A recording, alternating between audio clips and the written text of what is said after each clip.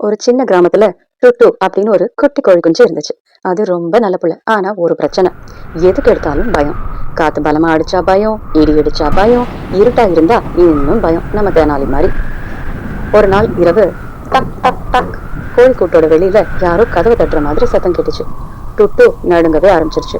அம்மா, வெளியே பேய் இருக்குமோ அப்படின்னு பயத்தோட கேட்டுச்சு. அம்மா கோழி சிரிச்சுட்டே, ஐயோ டுட்டு, அது காத்துல ஆடுற மரக்கிளை தான் அப்படின்னு சொன்னாங்க. ஆனா டுட்டுவோட பயம் மட்டும் போகவே இல்லை. மறுநாள் காலையில டுட்டு அதோட நண்பர்களோட சந்தோஷமா விளையாடிட்டு இருந்துச்சு. அப்போ திடீர்னு மியாவ், காப்பாத்துங்க! ஒரு குட்டி பூனை மரத்துல ஏறி இறங்க முடியாம அழுதுட்டு இருந்துச்சு.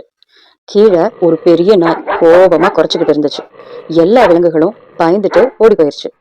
அங்க போகாத டுட்டு, நாய் கடிச்சிரும் அப்படின்னு அதோட நண்பர்கள் சொன்னாங்க. டுட்டுவுக்கும் ரொம்ப பயம், கால்கள் கூட நடுங்க ஆரம்பிச்சிருச்சு. ஆனா அந்த குட்டி பூனையோட அழுகைய பார்த்ததும் யாராவது உதவணுமே அப்படின்னு மனசுக்குள்ள தோணுச்சு. டுட்டு மெதுவா சுத்தி பார்த்துச்சு. எதுக்கு எடுத்தாலும் பயந்த அந்த குட்டி கோழி குஞ்சு எப்படி ஹீரோவா ஆச்சுன்னு தெரியுமா?